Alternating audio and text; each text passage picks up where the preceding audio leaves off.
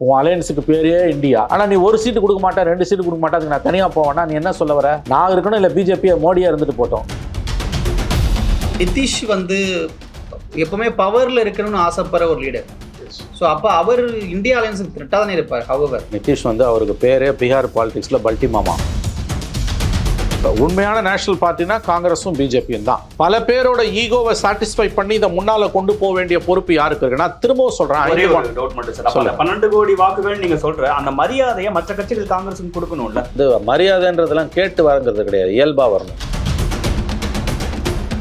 என்னதான் மோடி எதிர்ப்பு, பாஜக எதிர்ப்பு, பாசிச எதிர்ப்பு, இந்துத்துவ எதிர்ப்பு, RSS எதிர்ப்புன்னு வாய்க்கிழிய காது வரைக்கும் வாய் கிழிகிற வரைக்கும் பேசினாலும் கூட அடிப்படையில் அவங்களுக்கு அவங்களோட டர்ஃபை காப்பாற்றிக்கணும், அவங்களோட மாநிலத்துக்குள்ளே இருக்க ஆட்சியை தக்க வச்சுக்கணும். நல்லா ஞாபகம் வச்சுக்கோங்க, காங்கிரஸால் மட்டும் பிஜேபியை வீழ்த்த முடியாது, ஆனால் மற்ற கட்சிகளால் காங்கிரஸ் இல்லாமல் வீழ்த்த முடியாது. ஒத்திசைவோட காங்கிரஸ் பார்ட்டி பழைய மேலாதிக்க மனப்பான்மை, பெரியண்ணன் மனப்பான்மை இல்லாமல் எல்லாரையும் அரவணைச்சு போகுன்றத களத்தில் நிரூபிக்கிறதுக்கான ஒரு வாய்ப்பு தான் அந்த 5 மாநில தேர்தல். அவன் கேட்டது 6 சீட்டுங்க, அது கொடுத்து தொலைச்சிருக்கலாமே. ஒன்று கெட்டு குடிமொழிகிட போதில்லை. கட்டமா உடனடியா இன்னும் 2 மாதத்துல எலெக்ஷன் வர சூழல்ல என்ன பண்ணணும்? ஒன்றும் பண்ண முடியாது அவங்களால. கூட்டணி அப்ப India alliance is almost dead.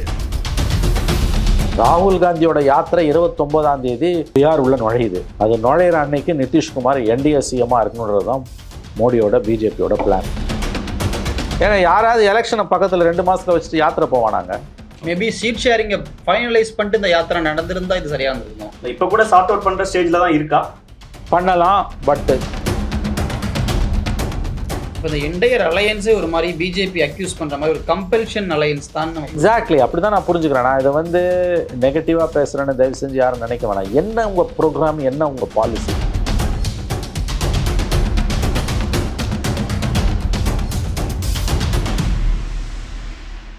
வணக்கம், இது தி டிபேட். நான் தினேஷ்.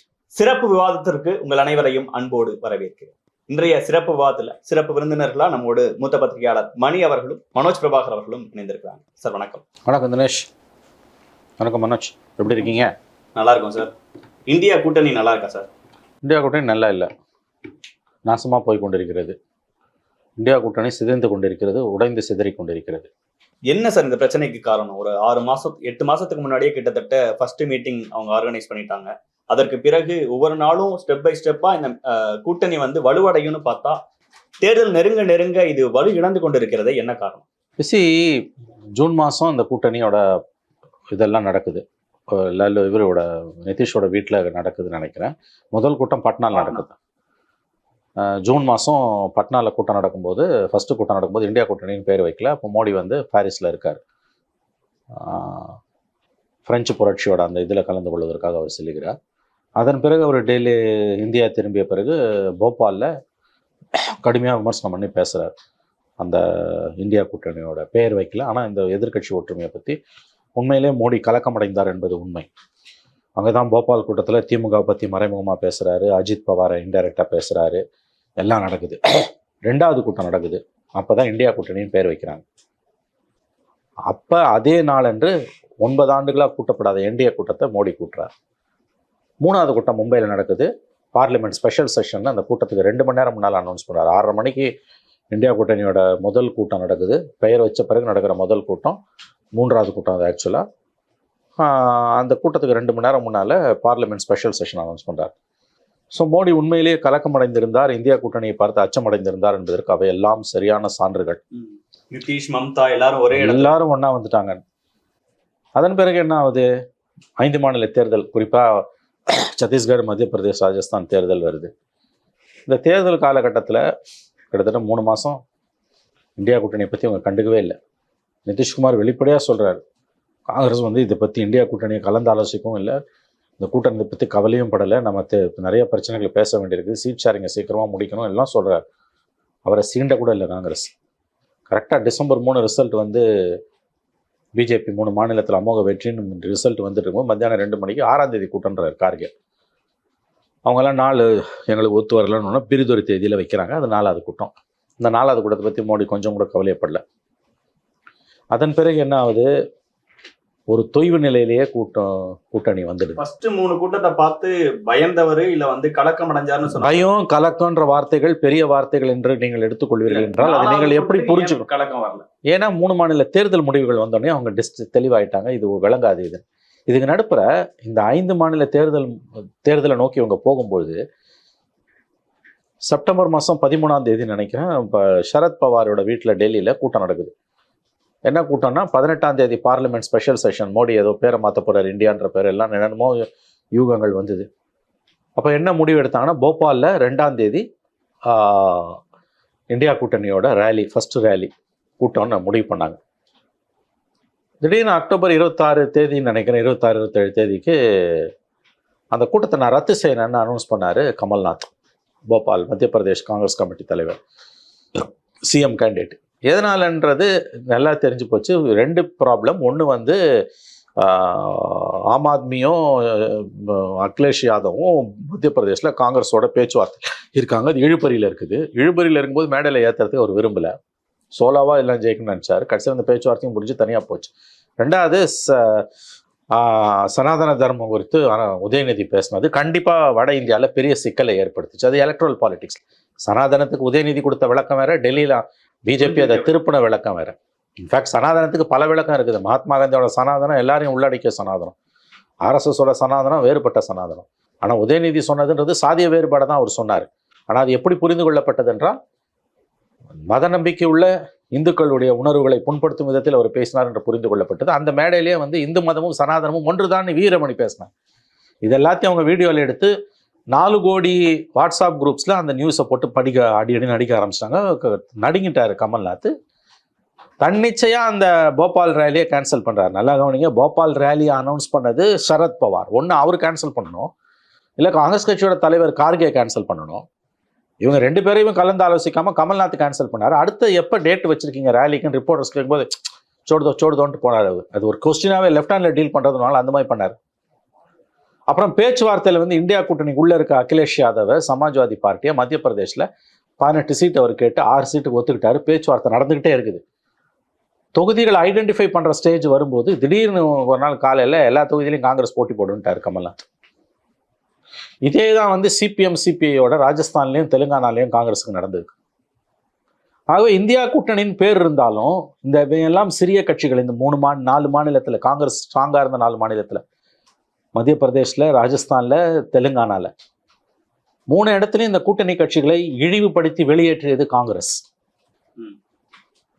இன்னைக்கு நீங்கள் கூப்பிட்டுருக்கவே வேணாமே, 18 சீட் நாங்கள் கேட்டோம், வாங்க பேசலாம், நீங்கள் கூப்பிட்டீங்க, 6 சீட்டுன்னு கடைசியில் இறங்கி வந்தோம். தொகுதியை ஐடென்டிஃபை பண்ணும்போது இப்படி நீங்கள் வந்து தன்னிச்சையாக சீட் அனௌன்ஸ் பண்ணிட்டு எங்கள் முகத்தில் கறி அள்ளி பூசிட்டீங்களேன்னு வெளிப்படையாக அகிலேஷ் யாதவ் சொன்னார். இந்தியா கூட்டணிக்குள்ளே இருந்துக்கிட்டே இவ்வளவு நடக்குது 3 கூட்டத்துக்கு பிறகு. தான் ஜெயிச்சிடலாம் 3 மாநிலத்தில், 3ல் 2 ஜெயிச்சலான்ற இருமாப்பில், ஆணவத்தில், கொழுப்பில் ஆடிச்சு காங்கிரஸ். தேர்தல் ரிசல்ட் மக்கள் கறி அள்ளி பூசினோன்னே 3 மாசமாக கண்டுக்காத இந்தியா கூட்டணி கூட்டத்தை, இத்தனைக்கும் நிதிஷ்குமார் சொல்கிறாரு இந்தியா கூட்டணி பக்கம் போய் அவர்கள் பார்வை திரும்பவில்லை, தேர்தல் முடிவுகளுக்கு பிறகுதான் காங்கிரஸின் பார்வை திரும்பும் போல இருக்கிறது. அது சொன்ன மாதிரியே தேர்தல் முடிவு வந்து வாஷ் அவுட்னு தெரிஞ்ச உடனே மத்தியானம் 2 மணிக்கு அனௌன்ஸ் பண்ணுறாரு.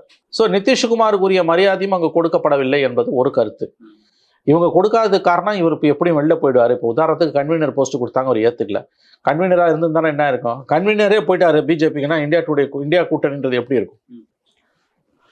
எப்படி பார்த்தாலும் காங்கிரஸ் கட்சியினுடைய ஆணவமான போக்கு இந்த நிலைக்கு ஒரு காரணம். இன்னொன்று, டே 1லேருந்தே வந்து உங்களோட காமன் மினிமம் ப்ரோக்ராம் என்ன, உங்களுடைய செயல் திட்டம் மோடியை வீழ்த்துவது என்பது அதன் அடிப்படையிலேயே ஒரு கொள்கையாக இருக்க முடியாது. What alternative are giving?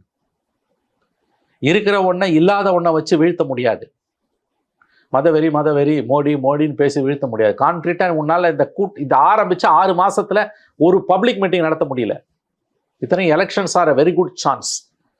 அந்த எலெக்ஷனுக்கு இந்தியா கூட்டணியோட போய் இவங்க தேர்தலில் சந்திச்சிருந்தாங்கன்னா கூட வந்து ஓரளவு வந்து அது ஒரு சைக்கலாஜிக்கல் பூஸ்டப்பை கொடுத்துருக்கும். அந்த 5 மாநில தேர்தல்கள் அப்ப காங்கிரஸ் டீல் பண்ண விதம் தான் இப்ப மாநில கட்சிகளா இருக்கக்கூடிய எங்கெங்கெல்லாம் வலுவா இருக்காங்களோ அவங்க டீல் பண்ற விதத்துக்கு காரணமா? மம்தா பானர்ஜியா இருக்கட்டும், பஞ்சாப் முதல்வர் பேசுறதா இருக்கட்டும், இதெல்லாம் அதுவும் ஒரு காரணம். அது மட்டும் காரணம் இல்லை. Not that alone is not the reason.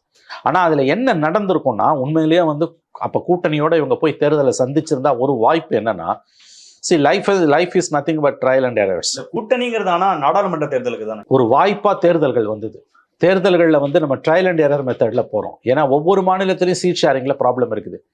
அது ஆக்சுவல் மேட்ச் ஆடுறதுக்கு முன்னால நம்ம ட்ரையல்ஸ் ஆடுற மாதிரி, ஃப்ரெஷ் மேட்ச் டெஸ்ட் மேட்ச்சுக்கு முன்னால் வந்து நீங்கள் வந்து ரிஹர்சல்ஸ் பார்க்குற மாதிரி ப்ராப்ளம் ஏரியாஸ், ஃபால்ட் லைன்ஸ் எங்கன்னு தெரிஞ்சிருக்கும். அகாமடேட்டிவாக காங்கிரஸ் இருந்திருந்ததுன்னா இன்னும் கொஞ்சம் முன்னால் போயிருக்கலாம். அது எல்லாட்டையும் பிரச்சனை வந்திருக்கும், நான் மறுக்கல. பட் ஒரு நல்ல வாய்ப்பு, கோல்டன் ஆப்பர்ச்சுனிட்டி எலெக்ஷன்ஸை தன்னிச்சையாக சந்திக்காமல் இந்தியா அலையன்ஸாக போய் சந்திச்சிருந்தாங்கன்னா ஒரு கிவ் அண்ட் டேக் இருந்திருக்கும், ஒரு சைக்கலாஜிக்கல் பூஸ்டப் கிடச்சிருக்கும். கோட்டை விட்டாங்க. பிராந்திய கட்சிகள் எல்லாத்துக்கும் காங்கிரஸ் மேலே இருக்கக்கூடிய பயம்ன்றது தங்களோட பொலிட்டிக்கல் டர்ஃபை காங்கிரஸ் எடுத்துருன்னு அவங்க பயப்படுறாங்க. இப்போ உதாரணத்துக்கு இந்த யாத்திரை, ராகுல் காந்தியோட செகண்ட் லெக் ஆஃப் யாத்திரா இருக்குல்ல, நாட் ஃபர்ஸ்ட் பாரத் ஜோடோ, இப்போ இருக்க ஒரு யாத்திரை இருக்குல்ல, இந்த யாத்திரையை இந்தியா கூட்டணியில் உள்ள கட்சிகள் விரும்பவில்லை. ஏன்னா this is an age of coalition politics. இது கூட்டணி கட்சிகளின் காலம்.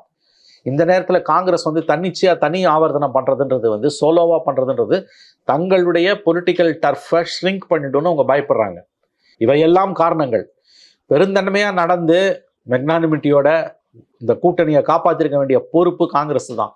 காங்கிரஸ் 5 மாநில தேர்தல்களின் பொழுது அதில் கோட்டை விட்டது. அதன் பிறகு அவங்க மம்தா என்ன சொன்னாங்க, டிசம்பருக்குள்ள பேச்சுவார்த்தையை முடிக்கணும்னாங்க. ஜபு மாதிரி இழுத்துக்கிட்டே போனாங்க. என்னோட மேற்கு வங்கத்தில் இருக்கக்கூடிய ஒரு மிகப்பெரிய சிக்கல் என்னன்னா, சிபிஎம்மும் காங்கிரஸும் ஒன்னா இருந்துட்டு மமதாவோட பார்கெயின் பண்றதுல மமதாவுக்கு விருப்பம் கிடையாது. ஏன்னா அவங்கள பொறுத்த வரைக்கும் டெட் எனிமி. மமதா பானர்ஜியோட கட்சியை ஆரம்பிச்சு சிபிஎம்மோட வன்முறைக்கு எதிராக நந்திகிராம்லையும் சிங்கூர்லையும் அவங்க போராடும் பொழுதும் அதுக்கு முன்னாலையும் பின்னாலையும் டிஎம்சியோட 500க்கும் மேற்பட்ட ஒர்க்கர்ஸ் வந்து பொலிட்டிக்கல் வயலன்ஸ்ல கொல்லப்பட்டிருக்காங்க. இங்கே திமுகவும் அதிமுகவும் எப்படி ஒரே அணியில் இருக்க முடியாதோ அந்த மாதிரி அங்கே டிஎம்சியும் சிபிஎம்மும் ஒரு அலையன்ஸில் இருக்க முடியாது. காங்கிரஸ் வந்து டிஎம்சியை ஜெட்டிசன் பண்ணிட்டுன்னு அவங்க வரணும்னு விரும்பினாங்க, இவங்க கேட்கல. இன்னொரு முக்கியமான விஷயம் என்னன்னா, இந்தியாவில் முஸ்லீம் ஓட்ஸ் அதிகமாக இருக்கக்கூடிய மாநிலம் நம்பர் 1 வெஸ்ட் பெங்கால். 27% முஸ்லீம் ஓட்ஸ். 21 assembly election. இப்போ தமிழ்நாடு, கேரளா மாதிரி, அசாம் மாதிரி வெஸ்ட் பெங்காலும் 21 தான் நம்மளோட சேர்ந்து தான் அவங்களும் அசம்பிளி எலெக்ஷனுக்கு போனாங்க. அந்த அசம்பிளி எலெக்ஷன் அப்போ மம்தாவோட அந்த முஸ்லீம் ஓட் பேங்கை உடைக்கிறதுக்கு ஒரு முஸ்லீம் பொலிட்டிக்கல் அவுட்ஃபிட்டை சிபிஎம் ப்ராப்பர் பண்ணுறான். அது பேர் மறந்து போச்சு எனக்கு. அந்த ஒரு கட்சி, அந்த கட்சியோட இவன் கூட்டணி வைக்குது காங்கிரஸ். அதுக்கு அடுத்த நாள்லேருந்தே மம்தா வந்து கடுப்பாகிறாங்க. அந்த இன்சிடென்ட்டுக்கு பிறகு டெல்லி அப்பெல்லாம் வந்தால் சோனியா காந்தியை கட்டசி கால் போகிற மம்தா பானர்ஜி அதுக்கு பிறகுலேருந்து அந்த பழக்கத்தை விட்டுட்டாங்க. சிபிஎம்மோட காங்கிரஸ் கூட இருந்து பார்கெயின் பண்ணது மமதாவுக்கு ஒரு கடுப்பை ஏற்படுத்தியிருக்கு. மமதா வந்து ஒரு மெர்கூரியல் கேரக்டர், அவங்களை டீல் பண்ணுறது ரொம்ப கஷ்டம். ஆனால் காங்கிரஸ் வந்து மறைமுகமாக செஞ்ச சில, அதாவது வந்து எப்படி சொல்கிறது, சில சீப் பாலிடிக்ஸ், வெளியில் தெரியாத பாலிடிக்ஸ் வந்து சீண்டி பார்க்குற, டீஸ் பண்ணுறதும் இதுக்கு ஒரு காரணம். ஆனால் மம்தா அவர்கள் தானே கார்கேவை, அதுதான் அதில் இருக்க முரண்பாடு. மம்தா தான் வந்து இந்தியா அலையன்ஸ்னு பேரை வந்து ராகுல் காந்தி சூஸ் பண்ணும்போது மற்ற தலைவர்கள்லாம் வெவ்வேறு பேர் சொல்லும்போது மம்தா வந்து ஷீ ஸ்டுட் கிரவுண்ட். அவங்க தான் இந்தியா அலையன்ஸ்ன்ற பேரை ஓகே பண்ணுறதுக்கு உதவுறாங்க. அதே மாதிரி வந்து கார்கேவை முன்னிறுத்தினது எதனாலனா, நிதிஷ் வந்துடக்கூடாதுன்னு மமதாக்கு நிதிஷ் வரதில் விருப்பம் இல்லை. ஸோ நிதிஷ் அவுட்லைன் பண்ணி நிதிஷ் வந்து போத் கெஜ்ரிவால் அண்ட் மமதாக்கு நிதிஷ் வர்றது பிடிக்கல. நிதிஷை வந்து இது பண்ணிட்டு, அதாவது வந்து செக்மேட் பண்ணிட்டு பண்ணுறதுக்கு தான் கெஜ்ரிவாலை ப்ராப்பர் பண்ணுறாங்க. இன்ஃபேக்ட் நிதிஷ் வெளியில் போனதுக்கு அது ஒரு காரணம். நிதிஷ் எதிர்பார்த்து கார்கேவை கொண்டு வராங்க. நிதிஷ்குமார் வந்து தன்னை பிரதமர் வேட்பாளராக அறிவிப்பார் என்று எதிர்பார்த்தார். ஹார்ட்கோர் ஹிந்தி பெல்ட்லேருந்து வரக்கூடிய ஒரு ஆள் மோடியை சேலஞ்ச் பண்ண முடியும். மோடி வந்து நான் ஹார்ட்கோர் ஹிந்தி பெல்ட் கிடையாது, இஸ் அ குஜராத்தி. அவர் வாரணாசியில் எம்பியாக இருந்தாலும் இஸ் அ குஜராத்தி. அதனால் ஒரு ஹார்ட்கோர் ஹிந்தி பெல்ட்லேருந்து வந்தால் மோடியை கார்னர் பண்ண முடியும்னு நிதிஷ்குமார் மனப்பூர்வமாக விரும்பினார். நிதிஷ் மாதிரி ஒரு லீடர் வந்துட்டாங்கன்னா நாளைக்கு பவர் காங்கிரஸ் விட்டு போயிடும்ட்டு காங்கிரஸ் வந்து அதில் விருப்பம் காட்டலை. அதற்கு மமதாவும் கெஜ்ரிவாலும் ஒத்து போனாங்க. நிதிஷ் வந்துட்டா நமக்கு பிரச்சனை வந்துடும்ட்டு. அதனால தான் நிதிஷுக்கு உரிய ரிவார்டு எதுவுமே கொடுக்காம, அவருக்கு ஸ்பேஸே கொடுக்காம இருந்ததோட விளைவு இன்னைக்கு இங்கே வந்து நிற்குது. மனோஜ், நிதிஷ் அடுத்ததா என்ன செய்ய போறாருங்கிறதுல 2 வேறுபட்ட கருத்துக்கள் இருக்கு. அவர் பாஜகவோட மீண்டும் கூட்டணி அமைக்க வாய்ப்பு இருக்கு. அதை பத்தி சாரும் பேசுவாருன்னு நினைக்கிறேன். நீங்க எப்படி பாக்குறீங்க? காங்கிரஸ் 5 மாநில தேர்தலில் டீல் பண்ண விதம் தான் இன்னைக்கு இந்த நிலைமைக்கு காரணமா, அது ஒரு முக்கியமான காரணம்னு ஒரு பார்வை வைக்கிறார்.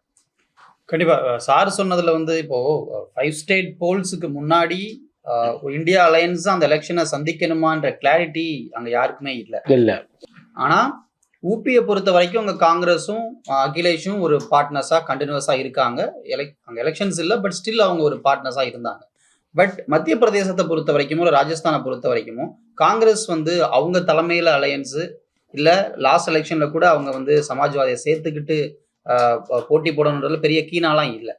அவங்களுக்கு அப்போ நம்பர்ஸ் இருந்தது. ஸோ அந்த தெம்பில் தான் அவங்க கண்டினியூஸாக இருந்தாங்க. இந்த டைமும் பார்த்தோம் அப்படின்னா எல்லா போல்ஸுமே காங்கிரஸுக்கு ஓரளவுக்கு ஃபேவராக இருந்தது. ஸோ அப்படிங்கிறப்போ தான் அவங்களுக்கு வந்து அகிலேஷ் வேணுமா இல்லை வந்து லாஸ்ட் எலெக்ஷன் மாதிரி இண்டிபெண்டை போடணுமா அப்படின்ற ஒரு எண்ணம் கூட பெருசாக இல்லை. ஸோ அவங்கள பொறுத்த வரைக்கும் தாங்க ரொம்ப ஸ்ட்ராங்காக இருக்கணும்னு நம்பினதுனால தான் இந்தியா அலையன்ஸை கேரி ஃபார்வர்ட் பண்ணிட்டு 5 ஸ்டேட் போல சந்திக்கணும் அப்படின்ற எண்ணமே இல்லாமல் இருந்தது. பட் என்ன இப்போ என்ன இந்தியா அலையன்ஸில் இஷ்யூஸ்ன்னு நம்ம பேசும் பொழுது நிதிஷ் வந்து எப்பவுமே பவரில் இருக்கணும்னு ஆசைப்படுற ஒரு லீடர்.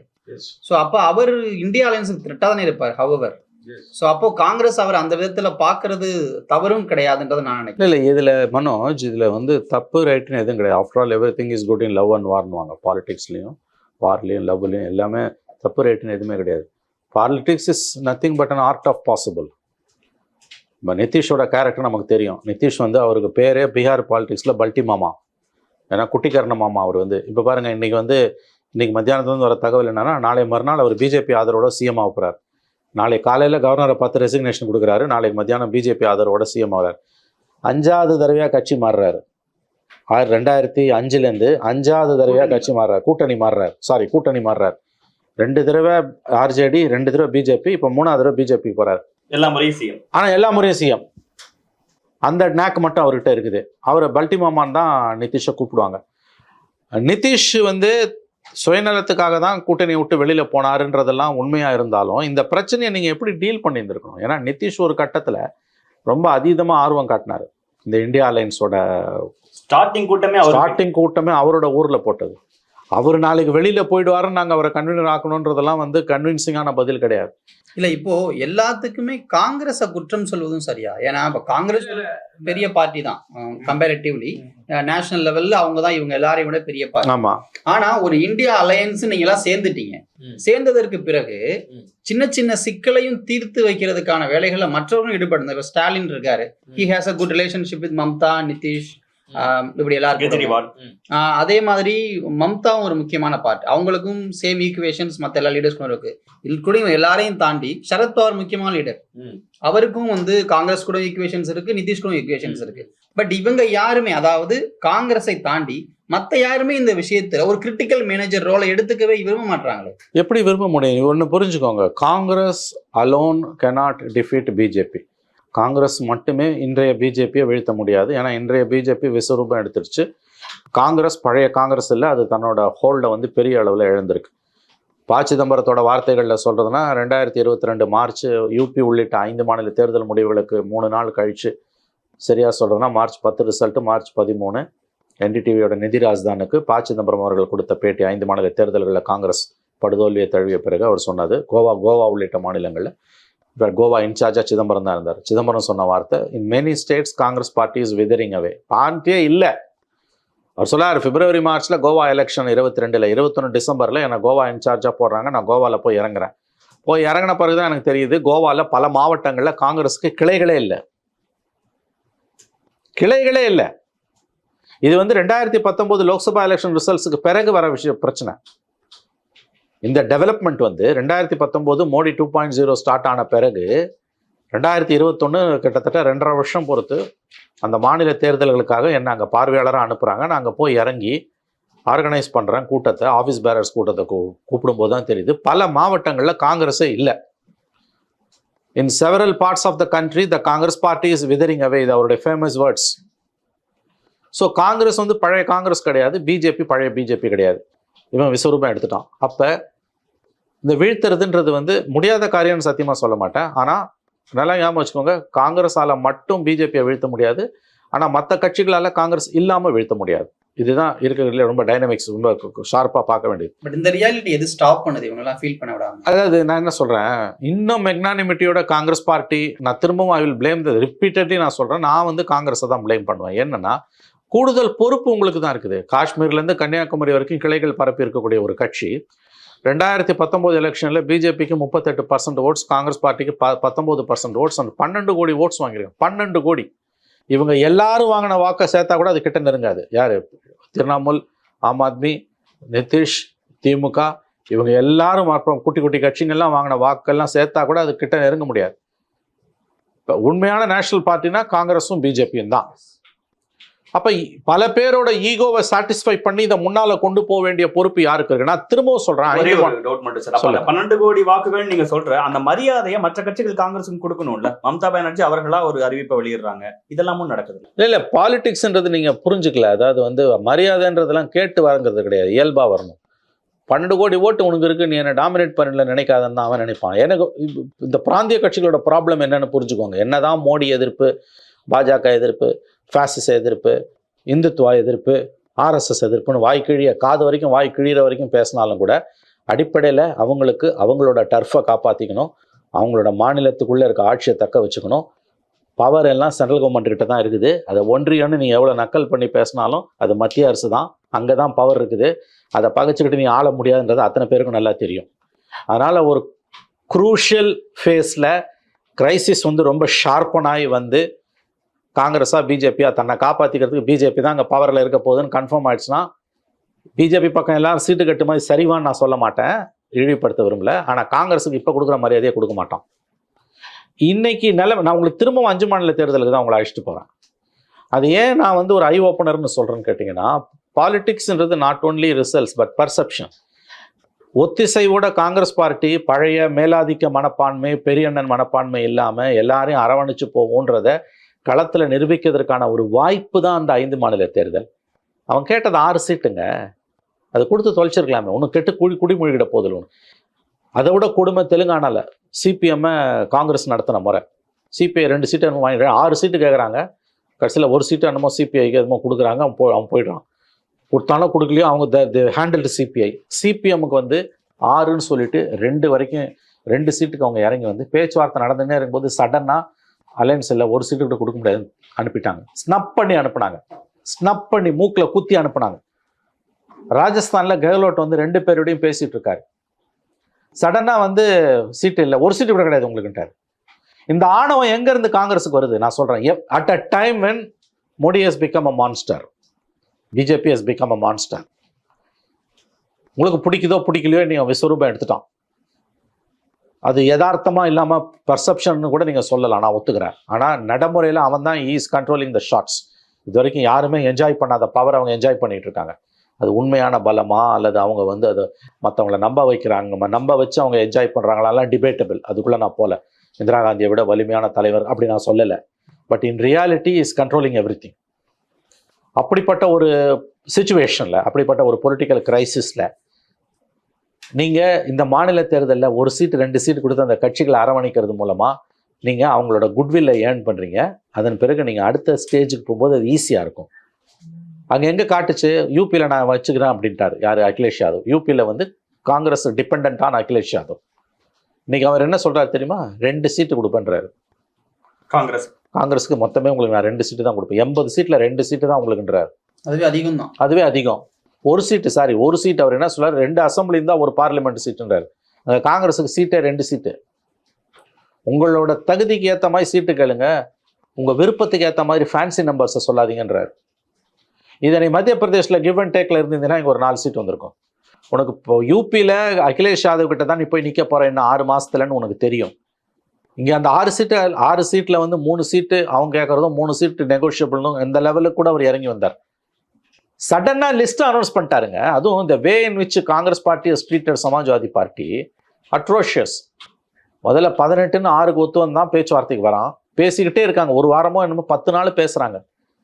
இன்னைக்கு நைட்டு பேசுகிறாங்க, மறுபடியும் பேசுவோன்னு கலைஞ்சு போகிறாங்க. நைட்டு 2 மணிக்கு. காலைல 7 மணிக்கு ரிஸ்ட்டை விட்டாருங்க எல்லா தொகுதிக்கும். அது எவ்வளோ தூரம் அவனுக்கு அவமரியாதை. இதை நீ எப்போ பண்ணுறன்னா, வெறும் 52 சீட்டு வாங்கி 2 எலெக்ஷனில் உனக்கு எதிர்கட்சி அந்தஸ்து கூட பார்லிமெண்ட்டில் இல்லாதப்ப நீ பண்ணுற. எல்லாத்தையும் காங்கிரஸ் பழி சொல்கிறேன்னு சொல்கிறீங்கல்ல, இதனால தான் சொல்கிறோம். பொறுப்பு காங்கிரஸுக்கு தான் அதிகம். இந்த பார்ட்டிஸ் தப்பு பண்ணலாம் இல்லைன்னு சொல்லலை, தப்பே பண்ணாலும் அரவணைச்சு போக வேண்டியது காங்கிரஸோட பொறுப்பு. அந்த பொறுப்பை அவங்க நிறைவேற்றலை. இப்போ சிச்சுவேஷன் பீகார்ல, பஞ்சாப்ல, வெஸ்ட் பெங்கால்ல இப்படி ஒரு சூழல் இருக்கும்போது இந்தியா கூட்டணி அடுத்த கட்டமா உடனடியா இன்னும் 2 மாதத்துல எலெக்ஷன் வர சூழல்ல என்ன பண்ணணும்? ஒன்றும் பண்ண முடியாது அவங்களால. கூட்டணி அப்போ I think India alliance is almost dead. இவங்க வேணா பெருமையா பேசிக்கலாம், அது இருக்கு, நடைமுறை அதுதான். இந்தியா அலையன்ஸ் டேக் ஆஃபே ஆகலங்க அது. வெஸ்ட் பெங்கால்ல தனித்து போட்டி, ஆனா இந்தியா கூட்டணியில தான் இருக்கேன். அவங்க எவ்வளவு கான்ட்ராடிக்டரியா பேசுறாங்கன்னா மம்தா பானர்ஜி பேஜ் 1ல வந்து அவங்க என்ன சொல்றாங்க, in West Bengal we are going it alone. அடுத்த sentence, they are entering my state, I am still in India alliance but they don't have the courtesy to inform me. இது ரெண்டாவது. மூணாவது, as far as alliance is concerned at the national level we will decide after the elections. என் மாநிலத்தில் நான் தனியாக போட்டி போட போகிறேன், 42 seat நாங்கள் தனியாக போட்டி போட போகிறோம், காங்கிரஸ் ஒத்து வரல, நான் தனியாக போகிறேன்னு அனௌன்ஸ் பண்ணியாச்சு. சரி, அடுத்த கேள்வி வருது, அப்படின்னா இந்தியா அலையன்ஸோட கதை என்னன்னு. அந்த மாதிரி என்ன சொல்கிறாங்க, ராகுல் காந்தியோட யாத்திரை என் மாநிலத்துக்குள்ளே வருது, நான் இன்னமும் இந்தியா அலையன்ஸில் தான் இருக்கேன். ஒரு மாநிலத்தோட முதலமைச்சர் கட்சி தலைவர் இந்தியா அலையன்ஸோட கட்சி தலைவர்ன்ற முறையில் எனக்கு பர்சனலாக இன்வைட் பண்ணணும், இன்ஃபார்ம் பண்ணணுன்ற கட்டசி அவங்களுக்கு இல்லை. இது அவங்க வார்த்தை, நான் இந்தியா அலையன்ஸில் இருக்கேன்றாங்க. மூணாவது வார்த்தை, நாங்கள் தனியாக போகிறோம், நேஷனல் லெவல் அலையன்ஸை பற்றி எலெக்ஷன் ரிசல்ட்டுக்கு பிறகு தான் முடிவு பண்ணுவோம். அப்படின்னா there is no India alliance as far as Mamata is concern. நான் சொல்ல தப்புன்னா நீங்கள் சேலஞ்ச் பண்ணுங்க. இந்தியா அலையன்ஸ்ல மம்தா அலையன்ஸ் புரிஞ்சுக்கணுமா, இந்தியா அலையன்ஸே இல்லையா? ஏங்க இந்தியா அலையன்ஸில் மம்தா இல்லைன்னா ஷீஸ் அ வெரி க்ரூஷியல் பார்ட்னருங்க. இதை நாளை மறுநாள் நிதிஷ்குமார் அவர் பிஜேபியோட போய் அவர் பிஎம் சிஎம் ஆக போகிறாரு. கெஜ்ரிவால் வந்து பஞ்சாப்ல அலையன்ஸ் இல்லைன்ட்டான். பஞ்சாப் சீஃப் மினிஸ்டர் தான் சொன்னார், கெஜ்ரிவால் சொல்லலன்னு சமாளிக்கிறாங்க. 3 பார்ட்டிஸ் வெளியில் போயிட்டாங்க. Where is India alliance? 6 மாசமா என்ன பண்ணீங்க? என்ன செயல் திட்டத்தை நீங்க மக்கள் முன்னால வச்சீங்க? நெகட்டிவ் பாலிடிக்ஸ் வந்து எடுப்படாதுங்க, அதை புரிஞ்சுக்கோங்க. ரேர் அக்கேஷன்ஸ்ல 75 77 இந்திரா காந்தி வீட்டுக்கு அனுப்பும்போது அப்போ கூட வந்து அவங்க ஒரு செயல் திட்டத்தை முன் வச்சாங்க. இன்னொன்று, அப்போ ஸ்டால்வார்ட்ஸ் இருந்தாங்க, மாபெரும் தலைவர்கள் இருந்தாங்க. நீங்கள் ஒன்று அகற்றுறதுக்கு பாடுபடுறீங்க. சர்வாதிகாரமாக போயிடுச்சு, அரசியலம் சாசனம் செத்து போச்சு, India as an idea will be கொலாப்ஸ்னு நீங்கள் சொல்கிறீங்க. ஃபைன், என்ன ஆல்டர்னேட்டிவை கொடுக்குறீங்க? ஒரு அசம்பிளி எலெக்ஷன்லேயே உங்களால் சீட் ஷேரிங் பண்ண முடியலையா? நாளைக்கு இப்போ நேஷனல் எலெக்ஷன்லேயே உங்களால் சீட் ஷேரிங் பண்ண முடியல, நாளைக்கு ஜெயிச்சு வந்தால் நீ எப்படி ஆள போகிறன்ற கொஸ்டின் இயல்பாக வருமா வராதா? இல்ல, மம்தா அவர்களும் பஞ்சாப்ல ஆம் ஆத்மி தனியா போட்டியிட்டாலும் அவங்க வெற்றி பெற சீட்டுகள் வந்து எப்படியும் மோடிக்கு ஃபேவரா போக போறது கிடையாது இல்ல ஆஃப்டர் எலெக்ஷன். இது வந்து எங்கன்னு கேட்டீங்கன்னா, இது நல்ல ஆர்குமெண்ட். பஞ்சாப், கேரளா மாதிரியான மாநிலங்கள்ல யார் ஜெயிச்சாலும் அது இந்தியா அலையன்ஸ்க்கான வெற்றி. ஆம் ஆத்மி ஜெயிச்சாலும் வெற்றி, காங்கிரஸ் ஜெயிச்சாலும் வெற்றி. அதே மாதிரி கேரளால வந்து எல்டிஎஃப் ஜெயிச்சாலும் இந்தியா அலையன்ஸ் வந்து வெளியே போயிட்டாலும் யூடிஎஃப் இருந்தாலும் வெற்றி. But what about other states? Bengal, take Bengal. பெங்கால்ல லாஸ்ட் டைம் வந்து பெங்கால்ல totally 42 seats. Last time BJP 18 seat ஜெயிச்சிருக்கான். 18 சீட் பார்லிமெண்ட் எலெக்ஷன்ல, லோக்சபா எலெக்ஷன்ல பிஜேபி ஜெயிக்கிறதுன்றது ஸ்டூபண்டஸ் பர்ஃபார்மன்ஸ், அமேசிங் பர்ஃபார்மன்ஸ். வெறும் 2 சீட்ல இருந்து எக்ஸாக்ட்லி 2014 2 சீட்ல இருந்து 18 சீட்டுக்கு வரான். காங்கிரஸ் வெறும் 2 சீட்டு, சிபிஎம் 0. இப்ப இந்த 303 சீட் இருக்கு பாத்தீங்களா, அவங்களோட டேலி வந்து மோடி 1.0ல 282, அது வந்து 303 மாறுது மோடி 2.0ல. அது வந்து ஜம்ப் ஆகிறதுக்கு காரணமே பெங்கால் 18 சீட். இப்போ நீங்க வந்து அங்க 2 கார்னர் ஃபைட்டை வச்சிருந்தீங்கன்னா சிபிஎம் அங்க செல்லா காசுங்க, அங்க முடிஞ்சு போச்சுங்க. CPM is ஃபினிஷ்டுங்க. டிஎம்சியும் காங்கிரஸும் அலையன்ஸ் வச்சு பிஜேபி கிட்ட போனாங்கன்னா இந்த 18ல சாலிடா 12லேருந்து 14 வரைக்கும் அவங்கள புஷ்பேக் பண்ணலாம். சிங்கிள் டிஜிட்ல பிஜேபியை கொண்டு வந்துடலாம். லெஸ் தென் 5 கன்ஃபைன் பண்ணிடுவாங்க கண்டிப்பா. Around plus 35 out of 45, 35 plus வரைக்கும் பிஜேபி காங்கிரஸ் டிஎம்சி அலையன்ஸ் ஜெயிச்சிடும். கோட்டை விட்டீங்கல்ல. 2 state crucial states, swing states வாங்க. மோடியோட பிஜேபியோட 303 ஃபிகரை நீங்க மேக்ஸிமம் கீழே புஷ்பேக் பண்ணணும்னா 2 ஸ்டேட்ஸ், ஒன்று பெங்கால், ஒன்று பீகார். பீகார்ல out of 40 17 seats. Bihar is an excellent state. எப்படி தெரியுமா, இந்த 2022ல பிஜேபியை விட்டு பல்டிமாமா வெளியில வந்து இவரோட லாலுவோட சேர்ந்து அவர் கவர்மெண்ட் ஃபார்ம் பண்ண பிறகு entire opposition, literally entire opposition with Lalu Prasad Yadav, with Nitish and Lalu. BJP versus others. இந்தியாவில் வேற எந்த ஸ்டேட்லையுமே அது கிடையாது. லல்லுவோட ஆர்ஜேடி 79 சீட்ஸ், காங்கிரஸ் 19, நிதிஷோட 44 45. லெஃப்ட் பார்ட்டிஸ் வந்து சிபிஐ சிபிஎம், இவங்க 2 பேரை விட சிபிஎம்எல் அங்கே ஸ்ட்ராங், 16 எம்எல்ஏஸ் அவனுக்கு. இவங்க இதை தவிர இன்னொரு 16 சீட்ஸ் வந்து குட்டி குட்டி கட்சிங்க. பிஜேபி 74 தவிர ஆப்போசிட்ல இருக்க எல்லா entire opposition is with them. இது நீ அவுட் ஆஃப் 40 வந்து பார்லிமெண்ட் லோக்சபாவில் ஒரு ஃபார்முலா படி சீட் ஷேரிங் போயிருந்தீங்கன்னா 35 to 37 சீட்ஸ் வரைக்கும் அடிச்சிருப்பாங்க. ஸோ அந்த 17ல் அட்லீஸ்ட் 15, பெங்காலில் வந்து out of 18 definitely 15, not less than 15, 30 seat வந்து புஷ்பேக் பண்ணிருக்கலாம், ஸ்விங் ஸ்டேட்ஸ். இப்போ கோட்டை விட்டு நிற்கிறீங்கல்ல, அப்போ அந்த விஷன் வேணும்ல. அவன் திரும்ப திரும்ப அவர் சொன்னது வந்து 5 மாநில தேர்தல் அப்போ டோட்டலாக காங்கிரஸ் பார்ட்டி இந்தியா அலையன்ஸை கண்டுக்காமல் இருந்தது. அவர் இந்த மிட்ஸ்ட் ஆஃப் எலெக்ஷன் சொல்றாரு, காங்கிரஸ் என்னை திரும்பி கூட பார்க்கல, அலையன்ஸை திரும்பி கூட பார்க்கல, தேர்தல் முடிஞ்சோன்னு தான் அவங்க இந்த பக்கம் திரும்புவாங்க போல இருக்குன்னு. அந்த 5 மாநில தேர்தலில் நிதிஷ்க்கு எந்த ரோலையும் அவங்க கொடுக்கல. நீங்க தானே அதை செஞ்சிருக்கணும். இவ்வளவு தூரம் அங்கே ப்ராப்ளம் இருக்குது, ஈகோ, லீடர்ஸோட ஈகோ இருக்குது, இதெல்லாம் உங்களுக்கு தெரியும்ல, எப்படி கோட்டை விட்டீங்க? இதே ஆர்குமெண்ட்ல போறோம்னா வெஸ்ட் பெங்கால்ல மம்தா வந்து 2 சீட்டு தான் தருவேன்றாங்க காங்கிரஸ். ஆமா, அப்படி பார்த்தாலும் கூட நம்ம ஒரு அது வெளியில சொல்றது Manoj, behind the scene something is happening. என்னன்னா மேகாலயாலையும் இன்னொரு திரிபுராலையும் அங்கே டிஎம்சிக்கு 4 to 5% சீட்ஸ் இருக்குது. ஐ திங்க் மேகாலயா நினைக்கிறேன், அங்கே 2 சீட்டில் 1 பிஜேபி 1 டிஎம்சி ஜெயிச்சது. இவங்க வந்து சாரி 1 காங்கிரஸ் 1 வந்து பிஜேபி ஜெயிச்சிருக்காங்க. 2 சீட்டையும் மம்தா கேட்குறாங்க, காங்கிரஸும் 2 சீட்டை கேட்குது. அங்கேயும் வந்து சிக்கல் இதனால தான் வந்திருக்குது. அதே மாதிரி இன்னொரு ஸ்டேட், அங்கேயும் வந்து அவங்க வளர்த்துக்கிட்டு இருக்க கட்சி காங்கிரஸ் தனக்கு வேணும்னு கேட்குது, அவங்க கொடுக்க மாட்டேன்றான். காங்கிரஸ் வந்து நீங்கள் நினைக்கிற மாதிரி ஒன்றும் இன்னசென்ட் கிடையாது. அந்த முஸ்லீம் பார்ட்டியை ஃபண்டமெண்டலிஸ்ட் பார்ட்டி, இந்த பேன் பண்ணான பிஎஃப்ஐ, அந்த மாதிரியான எலிமெண்ட்ஸ் அது உள்ளே இருக்காங்க. அந்த பார்ட்டியோட அலையன்ஸ் வச்சது கடுமையான விமர்சனத்துக்கு உள்ளாச்சு. அந்த மாதிரி பல தவறுகளை காங்கிரஸ் செஞ்சதோட விளைவு தான் இன்னைக்கு இங்கே வந்து நிற்குது. வெளியில் சொல்கிறது தான் நாங்கள் 6 கேட்டோம் அவன் 2 கொடுத்தான்றது, உள்ளுக்குள்ளே வேற பிரச்சனைகள் இருக்குது. நான் என்ன சொல்கிறேன், எப்படி பார்த்தாலும் பீங் நேஷனல் பார்ட்டி 60 வருஷம் ஆண்ட கட்சி, நாளைக்கு இன்னைக்கு 100 சீட்டை காங்கிரஸ் தாண்டிச்சுன்னா காங்கிரஸ் தலைமையில் தான் கவர்மெண்ட்டு. 100 சீட்ஸை காங்கிரஸ் பிரசாந்த் கிஷோர் சொல்கிறாங்க, 100 சீட்ஸை காங்கிரஸ் கிராஸ் பண்ணுச்சுன்னா சிங்கிள் லார்ஜஸ்ட் பார்ட்டியே பிஜேபி இருக்கலாம் 170 180. பட் இவங்க அலையன்ஸ் பார்ட்னர்ஸ் எல்லாம் காங்கிரஸ் பின்னால் இருந்தாங்கன்னா காங்கிரஸ் தான் கவர்மெண்ட்டு. அப்போ பொறுப்பு உனக்கு தானே. எப்படி கோட்டை விட்டீங்க? 2வது நிதிஷ்குமார் திரும்ப திரும்ப சொன்னது சீட் ஷேரிங்கை முடிங்க, டாக்ஸை முடிங்கன்னாரு. எதுவுமே தெர் இஸ் நோ ஃபார்வர்டு மூவ்மெண்ட்டுங்க, அப்படியே நிற்குது, ஸ்டாண்ட் ஸ்டில்லாக நிற்குது. கூடுறது பேசுறது. ஒமர் அப்துல்லா சொன்னாருங்க, டூர் போகிற மாதிரி போயிட்டு இருக்கோம் ஒவ்வொரு ஊரா அப்படின்னாரு. கான்கிரீட்டாக எதுவுமே டெவலப் ஆகலைன்னாரு. நேரம் நீ காமன் மினிமம் ப்ரோக்ராமில் கொண்டு வந்திருக்கணும்ல, ஒரு ப்ரோக்ராம் இப்போ முன்னால் வச்சிருக்கணும்ல.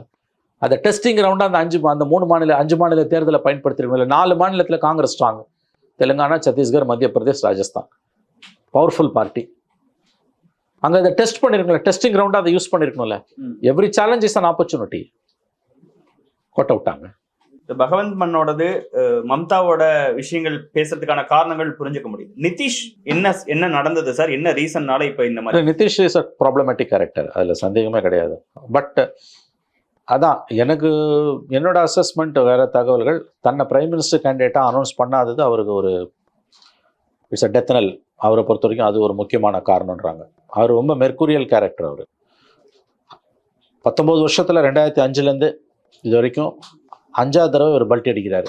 ஆனால் 5 தடவையும் சிஎம் போஸ்ட்டில் இருக்காருன்னா, அவர் பல்ட்டி மாமா, அவர் வந்து சாமிலியானலாம் நீ எவ்வளோ விமர்சனம் பண்ணாலும் 5 தடவையும் அவரால் சிஎம்மாக தன்னை காப்பாற்றிக்க முடியுதுன்னா அந்த ஒரு டேலண்ட் இருக்குது அவர்கிட்ட. மக்கள்லாம் எப்படி சார் மக்களை பற்றி இந்த எலெக்ஷனில் காட்டும். ஏன்னா லோக்கல் பிஜேபி யூனிட் பயங்கரமாக எதிர்க்குது இந்த மூவை. ஏன்னா இந்த 2 ஓட்டுன்றது குறைஞ்சிக்கிட்டே இருக்கு. பார்ட்டிஸை ஒரு மாதிரி டைப் பண்றாரு. அவரோட ஓட்டு கணிசமா குறைஞ்சிருக்கு. ஆமா, அவரா கணிசமா குறைஞ்சிருக்கு. இனிமே இன்னும் குறையும். 5ஆவது தடவைலாம் ஒருத்தர் மாறுறான்னா இன்னும் குறையும். இதுதான் யதார்த்தம். இன்னும் 1.5 வருஷம் இருக்குங்க. அப்படி சீட் குறையறவர் தன்னை பிரைம் மினிஸ்டர் கேண்டிடேட்டா முன்னிறுத்தணும்னு நினைச்சு வெளியே போறதுங்கிறது எப்படி சார்? இல்லைங்க, அது பாலிடிக்ஸ் வந்து ஆசை வெட்க முடியாது. அவர் அதை ஒரு இடத்துல கொஞ்சம் ஒரு மாதிரி கூட சொன்னார். ஒரு இந்த இந்தியா அலையன்ஸோட லாஸ்ட் அந்த அக்டோபர் டைம்ல தேஜஸ்வி யாதவ் வந்து பீகாரை பார்த்துக்கிட்டோம், அவர் வந்து ஒரு யூத் ஐக்கானா உருவாயிட்டாரு, எனக்கு மற்ற வேலைகள் இருக்குன்ற மாதிரி அவர் வந்து தன்னை பிஎம் கேண்டிடேட்டா இவங்க ஃபோக்கஸ் பண்ணுவாங்கன்னு நினைச்சார். அவர் வந்துட்டாருன்னா நாளைக்கு பவர் வந்து காந்தி ஃபேமிலியை விட்டு, நேரு காந்தி ஃபேமிலியை விட்டு போயிடும்ட்டு தான் இவங்க கார்கேவை வந்து மமதாவையும் கெஜ்ரிவாலையும் விட்டு கார்கேவை பிச் பண்றாங்க. அன்னைக்கே இது ஆரம்பிச்சிடுச்சு. லாஸ்ட் மீட்டிங் நடந்தது 4வது கூட்டம் டெல்லியில. அதுக்கப்புறம் இருங்க, அந்த கூட்டத்தில் அதுக்கப்புறம் ஆன்லைனில் 4வது கூட்டத்தில் நிதிஷோட ஸ்பீச்சை வந்து ஹிந்தியில் இருக்கு தமிழில் மொழிபெயர்க்கணும் டிஆர் பாலு சொன்னப்ப நிதிஷ்குமார் ஷவுட்டடு. அதுக்கு முன்னால் 3 கூட்டத்தில் சைலண்டாக அதை அலோவ் பண்ணவர் சத்தம் போட்டிருக்காரு. அதுலேருந்தே புரிஞ்சு போச்சு is on his way out. அவர் முடிவு அது இவங்களுக்கும் தெரியும். இது நமக்கு தான் சர்ப்ரைஸு. அவங்க யூபிஏ லீடர்ஸ் எல்லாருக்கும், இந்தியா அலையன்ஸ் லீடர்ஸ் எல்லாருக்கும் அது தெரிஞ்ச விஷயம் தான் அது. But still it's a loss. But how இந்த UPA 1 UPA 2 இதே மாதிரி நிறைய கட்சிகளோட ஒரு கூட்டணி தான், அது எப்படி ரொம்ப ஸ்ட்ராங்காக இருந்தது? நல்ல கேள்வி. அதாவது போஸ்ட் போல் அலையன்ஸ், அது போஸ்ட் போல் அலையன்ஸு. ரெண்டாவது வந்து அன்னைக்கு வந்து ஒரு பெரிய டால் லீடர்ஸ் இருந்தாங்க. Sonia Gandhi was Hale and healthy. இப்போ அன்னைக்கு அந்த அம்மாவுக்கு உடம்பு சரியில்லை அவங்களால. ராகுல் காந்திக்கு அந்த மெச்சூரிட்டி இன்னமும் வரல. கருணாநிதி, ஹர்கிஷன் சிங் சுர்ஜித், இவங்க 2 பேரும் they played a major role. மன்மோகன் சிங் வந்து சோனியா காந்திக்கு இசைவானவராக இருந்தார். அது வந்து அவங்க டெலிவரி பண்ணாங்க. இத்தனைக்கும் UPA 1 வந்து ரொம்ப ஃப்ளட்ஜிலிங், அதாவது வந்து ஊசலாட்டத்தில் இருந்தது. ஏன்னா காங்கிரஸ் 144, பிஜேபி 137, 7 சீட்டு தான் வித்தியாசம். பார்லிமெண்ட்டை முதல் செஷன் நடத்த விடாமல் கொலாப்ஸ் பண்ணாங்க. போயிடும், கவர்மெண்ட்டே போயிடும்னு பயந்தாங்க. ஆனால் UPA 2.0 ஜெயிச்சு 208 சீட்டு ஜெயிச்சு வந்தாங்க. அதுக்கு வந்து அந்த 4 வருஷம் லெஃப்ட் கூட இருந்து அந்த காமன் மினிமம் ப்ரோக்ராம் போட்டது. அந்த 1 to 3 அக்ரிமெண்ட்டில் மட்டும் லெஃப்ட் வந்து மன்மோகன் சிங் கவர்மெண்ட்டை விட்டு வெளியில் வராமல் இருந்திருந்தாங்கன்னா 2009 லெஃப்டோட டேலி கூடி இருக்கும். 57 சீட் இருந்தது அவங்களுக்கு 1.0. மோடி 1, மன்மோகன் சிங் 1, UPA 1.0. அடுத்த இதில் டவுன் ஆச்சு கம்ப்ளீட்டாக. அது அவங்க பண்ண தப்பு. இன்ன வரைக்கும் 1 to 3 அக்ரிமெண்ட்னா என்னன்னு யாருக்கும் தெரியாது. எதை வச்சு எதுக்கு அவுத்தானு சிபிஎம்முக்கும் தெரியாது, சிபிஐக்கும் தெரியாது. ஆகவே அந்த அந்த 10 வருஷங்கள் அந்த 2 டேர்ம் வந்து எப்படி ஹேண்டில் பண்ணாங்க? நீங்கள் கேட்குறது நல்ல கேள்வி. இவ்வளோ அப்போசிஷன் பார்ட்டிஸை எப்படி பேலன்ஸ் பண்ணாங்க, இவ்வளோ ஈகோஸ் எப்படி ஹேண்டில் பண்ணாங்கன்னா, ஒன்று அன்னைக்கு இருந்த லீடர்ஸ் வந்து உண்மையிலே மெச்சூர்டு லீடர்ஸாக இருந்தாங்க. ரெண்டாவது இந்த கோஆர்டினேட் பண்ணுறதுக்கு ட்ரபிள் ஷூட்டர்ஸ் அண்டு ஷீட் ஆங்கர்ஸ்னுவாங்க, அவங்க பெரிய லீடர்ஸ் இருந்தாங்க. சோனியா காந்தி இன்னைக்கு இருக்காங்க, ஆனால் ஹெல்த்தால் முடியல. கலைஞர் இருந்தார், இவர் ஹர்கிஷன் சிங் சுர்ஜித் இருந்தார். இவங்கெல்லாம் வந்து பெரிய லீடர்ஸ். இவங்களால் வந்து அதை சமாளிக்க முடிஞ்சுது. ஏபி பாரதன் இவங்கெல்லாம் அதை ரொம்ப அழகாக கொண்டு போனாங்க. அன்ஃபார்ச்சுனேட்லி இன்றைக்கி யாரும் அந்த மாதிரி பெரிய லீடர்ஸ் இல்லை. அந்த ஸ்டேச்சரில் இன்றைக்கி ஒரு லீடரை காட்டுங்க. கலைஞர் ஸ்டேச்சர்லையோ, ஹர்கிஷன் சிங் சுர்ஜித்தோட ஸ்டேச்சர்லையோ, அல்லது ஏபி பாரதனோட ஸ்டேச்சர்லையோ, சோனியா காந்தியோட ஸ்டேச்சர்லையோ கூட, எக்ஸப்ட் சோனியா காந்தி வேறு யார் இருக்கா இன்றைக்கி? இதை வந்து அழகாக கோபல் பண்ணி கொண்டு போகிறதுக்கு ஆள் இல்லை. இன்னொன்று, அது போஸ்ட் போல் அலையன்ஸ். இது ப்ரீ போலில் இந்த பிரச்சனை வருன்றது எல்லாருக்கும் தெரியும். ஆனால் நீ ப்ரீ போலில் அலையன்ஸ் இல்லாமல் மோடியை வீழ்த்த முடியாது. ஏன்னா இவங்க என்ன சொன்னாங்க பேசும்போது சார், நம்ம ஏற்கனவே முன்னாடி பண்ண இன்டர்வியூக்கள்லையும் மோடி என்பது வீழ்த்தப்பட முடியாத தலைவர் இல்லை இவங்க எல்லாம். இப்பயும் நான் சொல்கிறேன், அதான் சொல்கிறேன். ஆனால் இதே தலைவர்கள் என்ன சொன்னாங்க, ஒரு மினிமம் 250 கான்ஸ்டிட்யூன்சிஸில் நம்ம காமன் கேண்டிடேட்டை போடணும். நாங்கள் நீங்கள் வாஜ்பாயை வீழ்த்தின மாதிரி மோடியை வீழ்த்த முடியாது. ப்ரீ போல் அலையன்ஸ் இல்லாமல் நீங்கள் வாஜ்பாயை வீழ்த்த முடிஞ்சுது. ஆனால் இந்த கவர்மெண்ட்டை, மோடி கவர்மெண்ட்டை ப்ரீபோல் அலையன்ஸ்லாம் வீழ்த்துறது கடினம். அது இவங்களே உணர்ந்து தான் என்ன சொன்னாங்க, ரிப்பீட்டடாக இந்தியா அலையன்ஸ் லீடர்ஸ் 250 கான்ஸ்டிட்யூன்சிஸில் காமன் கேண்டிடேட்ஸ் போட்டோன்னா வீழ்த்துறது ஈஸின்னாங்க. இன்றைக்கி வேர் இஸ் தட் யூனிட்டி? இன்னொன்று, இது என்ன பர்செப்ஷனை கொடுக்கும்? மமதா தனியாக போகிறாங்க, நிதிஷ் போய் எங்கள் நேற்று வரைக்கும் கன்வீனராக அனௌன்ஸ் பண்ணலையே ஒழி, அவர் தானங்க இனிஷியேட்டிவ் எடுத்தார். அவர் போய் ராகுல் காந்தியோட யாத்திரை 29ஆம் தேதி பீகார் உள்ள நுழையுது. அது நுழையிற அன்னைக்கு நிதிஷ்குமார் NDA CM-ஆ இருக்கணுன்றது தான் மோடியோட, பிஜேபியோட பிளான். அதை நோக்கி தான் அவங்க நகர்றாங்க. இப்போ அது எவ்வளோ பெரிய அசிங்கம் காங்கிரஸுக்கு. ஸ்டால்வார்ட்டாக இருந்தவர், ஷீட் ஆங்கர் அவர் தான், அன்அனௌன்ஸ்டு கன்வீனர் அவர் தான். 6 மாதமாக இந்தியா அலையன்ஸுக்காக பேசிட்டு அந்த ஸ்டேட்டுக்குள்ளே ராகுலோட யாத்திரை போகும்போது அவர் NDA CM-ஆ இருக்காருன்னா வாட் அ ஷேம் இது. இப்போ இந்த என்டையர் அலையன்ஸே ஒரு மாதிரி பிஜேபி அக்யூஸ் பண்ணுற மாதிரி ஒரு கம்பல்ஷன் அலையன்ஸ் தான். எக்ஸாக்ட்லி அப்படி தான் நான் புரிஞ்சுக்கிறேன். நான் இதை வந்து நெகட்டிவாக பேசுகிறேன்னு தயவு செஞ்சு யாரும் நினைக்க வேணாம். என்ன உங்கள் ப்ரோக்ராம், என்ன உங்கள் policy, where is the coherence at a time when your enemy is very powerful? உங்கள் எனிமி பவர்ஃபுல்ன்றது வெறும் பர்செப்ஷன் இல்லைங்க, உண்மைங்க. அது இந்த பிரசாந்த் கிஷோரோட ஆடியோ நான் உங்களுக்கு போட்டு காமிச்சேன்ல, லாஸ்ட் டைம் போட்டு காமிச்சேன்ல உங்களுக்கு. அவர் என்ன சொல்கிறாரு, திரும்ப திரும்ப அவங்க ஜெயிக்கிறதுக்கு காரணம் 4 விஷயம். அது மோடியோ, அமித்ஷாவோ, RSSஓ கிடையாது. 4 விஷயம். ஹிந்துத்வா, இன்னொன்று விஸ்வகுருன்ற அந்த அல்ட்ரா நேஷனலிசம், 3வது நலத்திட்ட உதவிகள். நம்ம 40-50 வருஷமாக இங்கே பண்ணதான் இப்போ பண்ணிகிட்டு இருக்கோம், அதுவே அவங்களுக்கு பெரிய விஷயம். 4வது அவங்களோட organisational strength and huge money power. இந்த 4ல் 3வது இல்லைன்னா நீ வீழ்த்த முடியாதுடா. இது வெறும் அமித்ஷா மோடின்றது கிடையாதுன்றான். Apt analysis. இது நம்ம அடிக்கடி சொல்லியிருக்கோம், Modi is the symptom not the disease. அப்போ இது வந்து இவங்களுக்கு தெரியாதா? இந்த லீடர்ஸுக்கு பிரசாந்த் கிஷோரோட அசஸ்மெண்ட் இந்த லீடர்ஸுக்கு தெரியாதா? ப. சிதம்பரத்துக்கு தெரியாதா? சோனியா காந்திக்கு தெரியாதா? கருணாநிதி ஸ்டாலினுக்கு தெரியாதா? It's not individual. அதை புரிஞ்சுக்கோங்க. நீங்கள் மோடின்னு போய் அதையே நோண்டின்னு இருந்தீங்கன்னா இதை எப்படி கவுண்டர் பண்ண போறீங்க? இட்ஸ் அன் ஐடியாலஜிங்க. அதுவும் ராமர் கோயில் திறந்த பிறகு அவங்களுக்கு கூடுமே ஒழிய குறையாது. அதால மட்டும் ஜெயிச்சிருவான் நான் சொல்லலை. எடப்பாடி சொன்ன மாதிரி கோயில் திறக்கிறதால மட்டும் ஒருத்தர் ஜெயிக்க மாட்டான், அது கரெக்டு. ஆனால் ஆல்ரெடி ப்ரிவைலிங் கண்டிஷன் என்ன? இந்துத்துவான்றது இன்னைக்கு ஒரு ஐடியாலஜியாக பரவி கிடக்குது. உன்னோட ஆல்டர்னேட்டிவ் என்ன? மோடி எதிர்க்கிறதுன்றதா? சரி, அந்த இடத்துல எதை வைப்ப? மோடியை வீழ்த்துவதே ஒரே கொள்கை. அது எப்படி ஜெயிக்க முடியும்ன்ற நான் ஆல்டர்னேட்டிவா என்ன கொடுக்க போறேன்? அதுல ஒவ்வொரு லீடருக்கும் இருக்கக்கூடிய ஈகோ இருக்குல்ல, இப்ப காமிச்சிட்ஸ் இல்லைங்க. அது 1000 மோடி எதிர்ப்பு பாசிச எதிர்ப்பு பேசினாலும் என் மாநிலத்தில் நான் 1 சீட்டு 2 சீட்டு கொடுக்க மாட்டேன்.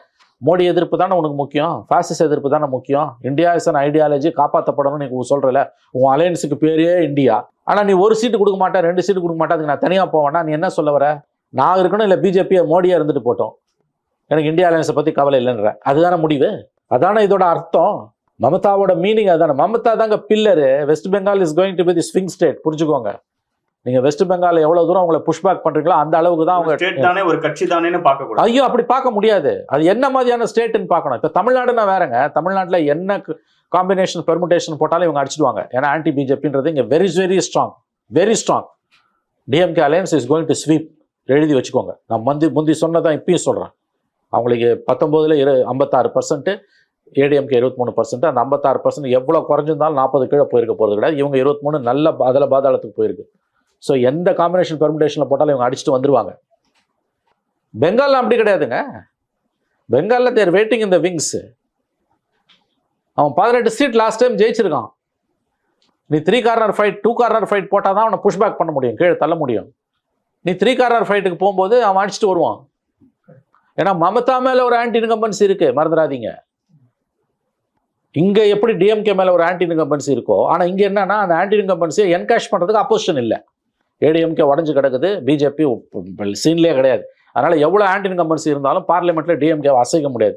40 அடிச்சுட்டு வந்துருவாங்க. அப்படி தான் நான் ஃபீல் பண்ணுறேன். மேத்தமெட்டிக்ஸ் அது 30% கிராஸ் பண்ணாங்க விஜய்.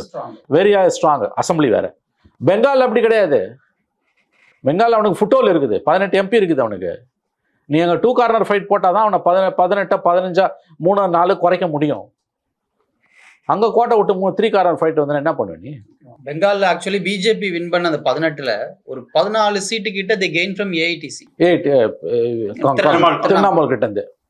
அது எல்லாத்துலயுமே ஒருவேளை அலையன்ஸ் இருந்துருந்துச்சு அப்படின்னா, காங்கிரஸ் இருந்துருந்துச்சு, கண்டிப்பா அவங்களால 14 இடத்த கண்டெயின் பண்ணிருக்க முடியும். அதை தான் நான் சொன்னேன். 15 சீட்டு அலையன்ஸ் போட்டிங்கன்னா அங்கே நீங்கள் க்ரஷ் பண்ணலாம் பிஜேபியை.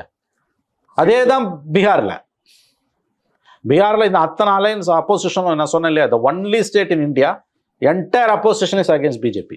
17 சீட்டை வந்து கண்டிப்பாக சிங்கிள் டிஜிட் குறைக்க முடியும். இது ரெண்டையும் சேர்த்து 30 சீட் அடிக்க முடியும் இப்பயே. அதனால தான் வந்து இது இந்த டெவலப்மெண்ட்ஸ் வந்து டெத் நெல்னு சொல்கிறோம். மற்ற ஸ்டேட்ஸ் வந்து வேற. இன்னொன்று இந்த பாயிண்ட் புரிஞ்சுக்கோங்க. இந்த டெவலப்மெண்ட்ஸு மற்ற பிராந்திய கட்சிகளுக்கு ஒரு ஆங்கிலத்தில் சொல்லுவாங்க, காங்கிரஸ் இஸ் வல்னரபிள். நம்ம காங்கிரஸ் கிட்ட நிறைய பிடுங்கலான்ற எண்ணத்தை தான் பிராந்திய கட்சிகள் கொடுக்கும். There is no charity. காங்கிரஸுக்கு ஓட்டு போட்டு காங்கிரஸை கொண்டு போய் பவரில் உட்கார வைக்கணுன்ற கருணை வந்து எந்த கட்சிக்கும் கிடையாது. After all it's hot politics. Mulayam இவர் அகிலேஷ் யாதவ் வந்து நான் கொடுத்ததை வாங்கிட்டு போடுவார்.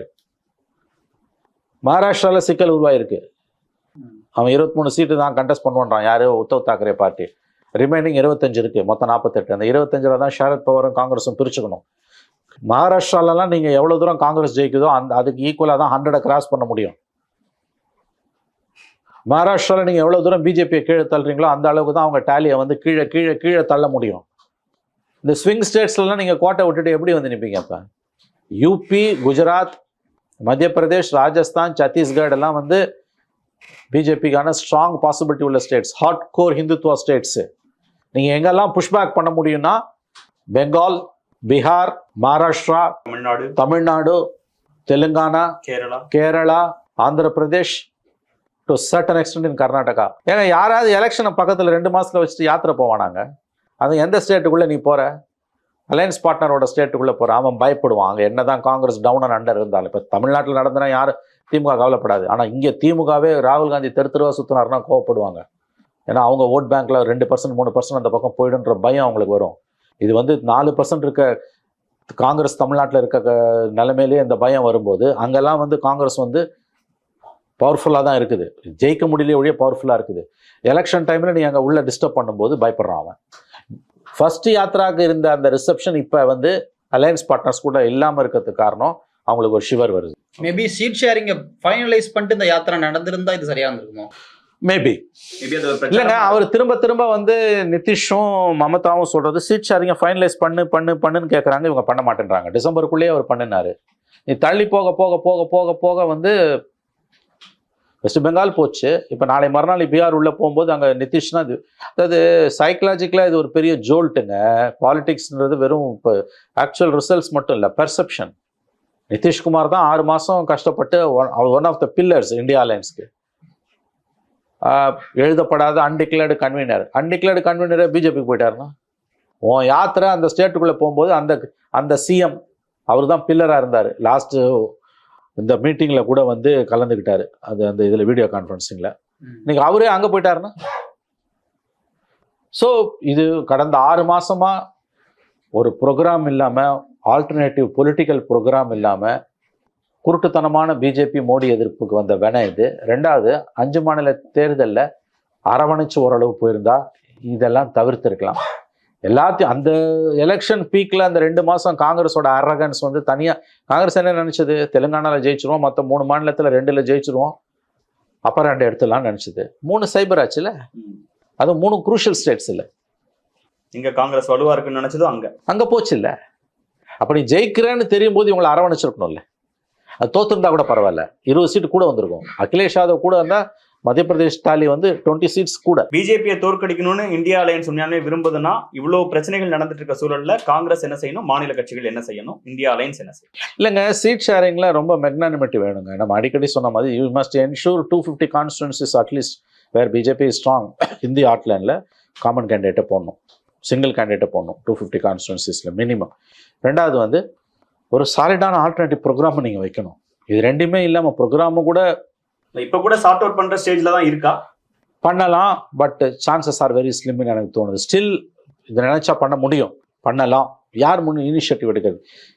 பெரிய லீடர்ஸ், ஸ்டேச்சர் உள்ள லீடர்ஸ் யாருமே இல்லைங்க. கார்கே அப்படி பார்க்கல. சரி, இது யாரோ தனிப்பட்ட முறையில் ஒரு எக்ஸை பற்றி தப்பாக பேசுகிறதோ, ஒரு ஒய்யை பற்றி இழிவாக பேசுகிறதோ அப்படி நினச்சிக்க வேண்டாம். 2004 இந்த மாதிரியான ஸ்டால்வார்ட்ஸ் யாருமே இல்லை. ஸ்டேட்ஸ்மனுங்க அவங்களுக்கெல்லாம் எப்படி அதை எதை ஹேண்டில் பண்ணணும்னு தெரியும். இப்போ இருக்கவங்கலாம் வந்து அதோட கம்பேரே பண்ண முடியாது. நம்ம எப்படிங்க நீங்கள் கோட்டை விட்டு நிற்பீங்க? எப்படி மமதா வெளில போக முடியும்? நான் கேட்குறேன், என்ன பேச்சு பேசுனீங்க 6 மாதத்துக்கு? என்ன நடந்தாலும் நாங்கள் விட்டு கொடுக்க மாட்டோம், நாங்கள் வந்து எப்படியாவது will see that Modi is not coming back. எப்படி அந்த மாதிரி அனௌன்ஸ் பண்ணாங்க? அது என்ன முன்னுக்கு பின் முரணானது? நான் இந்தியா அலையன்ஸ்குள்ளே இருக்கேன், ஆனால் இந்த மாநிலத்துக்குள்ளே வரது ஒரு கட்டசி கூட என்கிட்ட சொல்லலை. அதே அடுத்த வார்த்தை நேஷனல் லெவல் அலையன்ஸ் இருக்கா இல்லையான்றது பார்லிமெண்ட் ரிசல்ட்டுக்கு பிறகு தான் முடிவாகும். அப்போ எப்படி இந்தியா அலையன்ஸில் இருக்கா நீ சொல்கிற? நேஷ்னல் லெவலால் என் மாநிலத்தில் நான் தனியாக போகிறேன், நேஷ்னல் லெவலன்ஸ் இருக்கா இல்லையான்னு நான் ரிசல்ட்டுக்கு பிறகு தான் சொல்லுவேன்னா, அப்போ இப்போ நான் இந்தியா அலையன்ஸில் தான் இருக்கேன்னு ஏன் சொல்கிறேன்? இது என்ன பண்டில் ஆஃப் கான்ட்ரடிக்ஷன்ஸு? இது என்ன மெசேஜை கீழே கொடுக்கும்? ஆவரேஜ் ஓட்டர் எப்படி கன்ஃபியூஸ் ஆவான்றேன் நான். இங்கே தமிழ்நாட்டில் பிரச்சனை இல்லைங்க, தெளிவாக இருக்குது, டிசைசிவாக இருக்குதுங்க. அந்த மாதிரி அங்கே இல்லை. நீங்கள் கோயில் விஷயத்துல ஆகட்டும், சனாதன விஷயம் ஆகட்டும், இவங்களால வந்து ஒருத்தருக்கு ஒருத்தர் எதிரும் புதிருமாக தானே நிற்கிறாங்க. உங்களுக்கு வந்து இப்போ இவ்வளோ முரண்பாடுகளை வந்து நீங்கள் வச்சுக்கிட்டு எதிர்த்தரப்பு தெளிவான அஜெண்டாவோட இருக்கும்போது, ஹாட் கோர் கம்யூனல் அஜெண்டாவில் அவன் இருக்கும்போது நீங்கள் என்ன ஆல்டர்னேட்டிவ் முன்னால் வைக்கிறீங்க? ஆல்டர்னேட்டிவ் இல்லாமல் கன்ஃபியூஸ்டு ஸ்ட்ராட்டஜியில் போனீங்கன்னா சீட் ஷேரிங்கும் உங்களால் பண்ணிக்க முடியல அப்படின்னும் பொழுது இப்போ எங்கே போச்சு உங்கள் ஃபேசிச எதிர்ப்பு, இந்துத்துவ எதிர்ப்பு? India is an idea under thread, come what மே. நாங்கள் அதுக்கு எதிராக நிற்போன்னு வாய்க்கிழிய பேசுனீங்களே இந்தியா அலையன்ஸ் கூட்டத்தில். இன்றைக்கி 2 சீட்டு 1 சீட்டுக்கு எதுக்கு அடிச்சுக்கிறீங்க? அப்போ அதெல்லாம் பொய்யா? எப்படி அது? அப்போ இந்த சிக்கல் எப்படி வந்தது? அப்போ at the end of the day உங்கள் பொலிட்டிக்கல் டர்ஃபை உங்களால் விட்டு கொடுக்க முடியாது. அதுதான் உங்களுக்கு மெயின். மோடியோ பிஜேபியோ எது வேணால் இருந்துட்டு போட்டோம், என் மாநிலத்தில் நான் ஜெயிக்கணும், அந்த எண்ணம் தான் மேலோங்குது. அப்புறம் எங்கேருந்து இந்த அலையன்ஸ் ஃபங்க்ஷன் ஆக முடியுன்ற நான் இன்ஹரண்ட்டாக நிறைய கான்ட்ரடிக்ஷன்ஸுங்க, ரொம்ப மேஜர் கான்ட்ரடிக்ஷன்ஸ் அலையன்ஸ்குள்ளே இருக்குது. அதை எப்படி, ஏன்னா நாள் நெருங்குது, இன்னும் 2 மாதத்துக்குள்ளே உங்களுக்கு நோட்டிஃபிகேஷன் மார்ச் 1st வீக்கில் வந்துடும். எப்படி நீங்கள் ஹேண்டில் பண்ண போகிறீங்க? என்ன செய்ய போறாங்கன்னு பொறுத்து வந்து பார்ப்போம் சார். இவ்வளவு நேரம் உங்க நேரத்தையும் கருத்துக்களையும் பகிர்ந்து கொண்டமைக்கு மிக்க நன்றி. நன்றி மனோஜ்.